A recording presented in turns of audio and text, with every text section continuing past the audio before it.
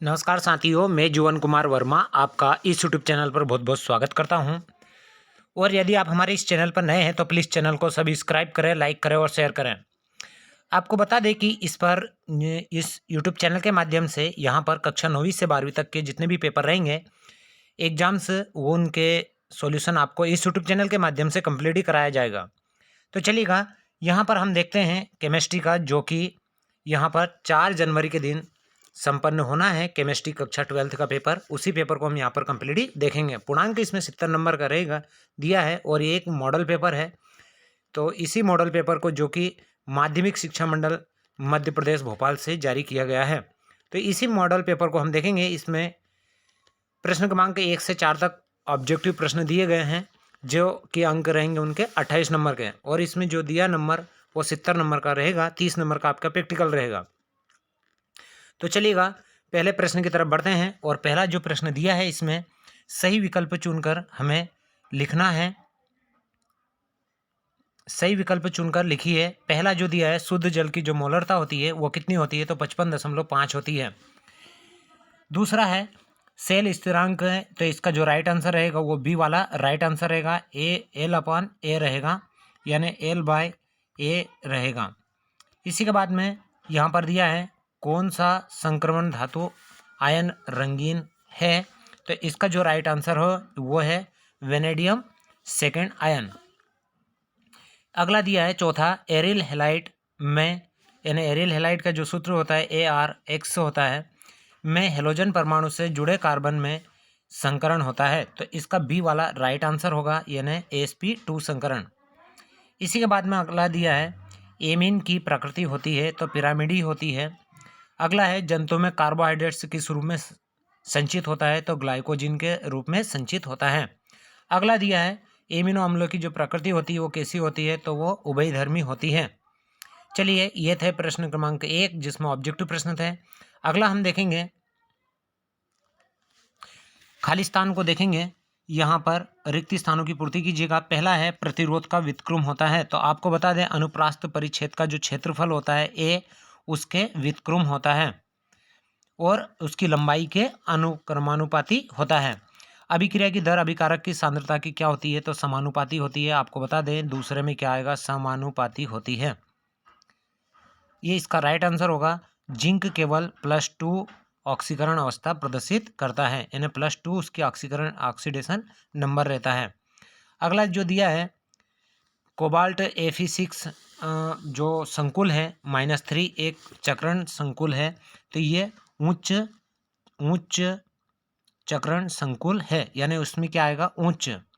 अगला है cast spirit का रासायनिक सूत्र क्या है, तो मेथिल एल्कोहल यानी मेथेनॉल को ही यहाँ पर कास्ट स्प्रिट कहा जाता है, मैंने मेथिल एल्कोहल CH3OH।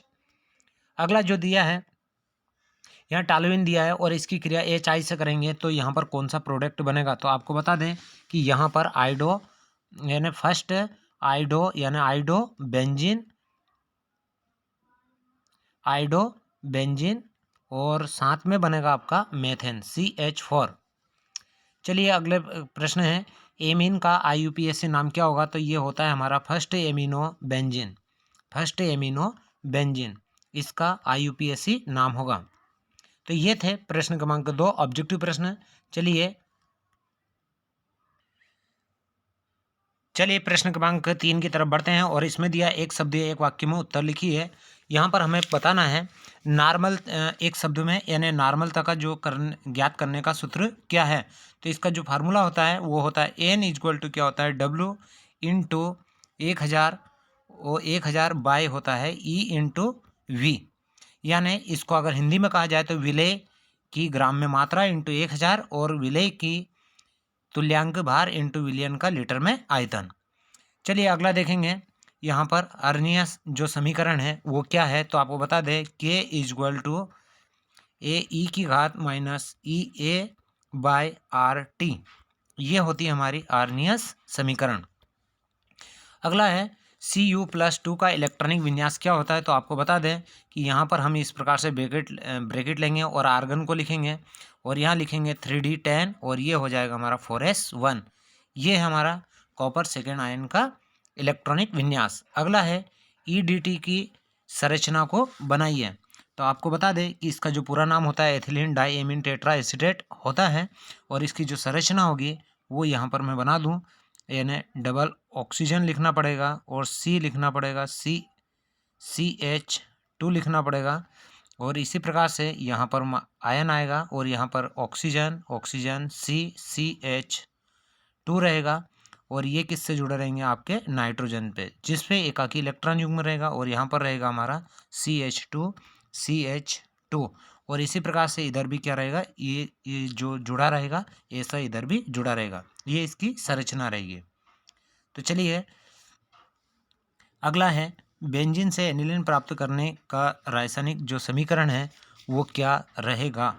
तो इसके पहले यहाँ पर दिया है 6 उपसंयोजन संख्या 6 वाले संकुल यौगिकों में सामान्यतः किस प्रकार का संकरण पाया जाता है। तो आपको बता दें कि sp2 संकरण पाया जाता है। अगला प्रश्न है बेंजीन से एनिलीन प्राप्त करने का रासायनिक समीकरण क्या है। तो हम यहाँ पर C6H6 लिखेंगे प्लस अमोनिया की रिएक्शन करा देंगे, तो यहाँ पर हमें प्राप्त हो जाएगा C6H5NH2 और यहाँ से H2 मुक्त हो जाएगी। चलिए अगला दिया है हमें DNA में अणु में उपस्थित शर्करा का नाम लिखिए। तो इसमें जो पाई जाती है वो होती है हमारी राइबोज, यानी राइबोज शर्करा पाई जाती है। चलिए अगले प्रश्न की तरफ बढ़ते हैं। प्रश्न क्रमांक यहाँ पर जो दिया है हमें वो है यहाँ पर सही जोड़ी बनाइए, प्रश्न क्रमांक 4। तो चलिएगा सही जोड़ियों को कंप्लीट देखते हैं। चलिएगा इन सही जोड़ियों को यहाँ पर कंप्लीट ही देखते हैं। तो चलिएगा कॉलम ए से कॉलम बी को हमें यहाँ पर कंप्लीट ही करना है। तो यहाँ पर सीरियल नेम जो दिया है इसका आएगा, यहाँ पर हम देखेंगे तो इसका हम यहाँ पर लिखेंगे 4+4 रहेगा। इसी के बाद में दिया है K4FeCN6, यानी इसमें ऑक्सीडेशन नंबर बताना है, तो इसकी रहेगी यहाँ पर +2। F वाला राइट आंसर रहेगा। यहाँ पर एथिल अल्कोहल ये किससे प्राप्त किया जाता है, तो सीरे से प्राप्त किया जाता है। और यहाँ पर दिया है RCHO यानी एल्डिहाइड होता है, तो फार्माल्डिहाइड यहाँ पर रोजनमुंड अभिक्रिया देता है। और C6H5N2Cl ये होता है हमारा बेंजीन डाइएजोनियम क्लोराइड यानी डाइएजोनियम लवण है। इसी के बाद में जो ग्लूकोस होता है तो ग्लूकोस में हेक्सोस, तो यहाँ पर देखेंगे हम एल्डोस जो शर्करा होती है वो यहाँ पर इसमें होती है, तो एल्डोस आएगा। इसी के बाद में जो हमारा फेक्टोस है तो फेक्टोस में यहाँ कीटो हेक्सोस आएगा। तो इस प्रकार से ये सही जोड़ियाँ हैं। इन सही जोड़ियों को यहाँ पर कंप्लीटली देख लीजिएगा। एक बार पुनः बता दूँ आपको कि किस प्रकार से करना है। तो यहाँ पर जो सेलेनियम है यानी पहले का जो आएगा यहाँ पर G वाला राइट आंसर होगा, दूसरे का राइट आंसर जो होगा वो F वाला राइट आंसर होगा, तीसरे का राइट आंसर पहला राइट आंसर होगा, और यहाँ पर नहीं, यहाँ पर सॉरी आपको बता दें कि पहले का जो राइट आंसर होगा वो यहाँ पर 4G रहेगा +4, दूसरे का जो राइट आंसर रहेगा वो यहाँ पर +2 रहेगा, और जो एथेनॉल है ये इसका जो राइट आंसर रहेगा E वाला राइट आंसर रहेगा, और फार्माल्डिहाइड या एल्डिहाइड ये रोजनमुंड अभिक्रिया देते हैं, और पांचवे का B वाला राइट आंसर रहेगा, और इसमें आएगा एल्डोस शर्करा, और इसमें आएगी फेक्टोस में कीटोस, ये कीटोस है यानी D वाला इसका राइट आंसर। तो इस प्रकार से थी ये सही जोड़ियाँ। अगले के जो प्रश्न हैं इनको आप कंप्लीट ही देख लीजिएगा, जो कि परीक्षा की दृष्टि से बहुत ही महत्वपूर्ण है। और इसी के साथ जय हिंद जय भारत। ये जो पेपर है ये माध्यमिक शिक्षा मंडल मध्य प्रदेश भोपाल से जारी किया है, जो कि मॉडल पेपर है, और इसमें से कुछ परीक्षा में आपसे पूछे जा सकते हैं। तो इस पेपर को भी आप परीक्षा की दृष्टि से महत्वपूर्ण समझिए और इसको कंप्लीट ही देख लीजिएगा। इसी के साथ जय हिंद जय भारत।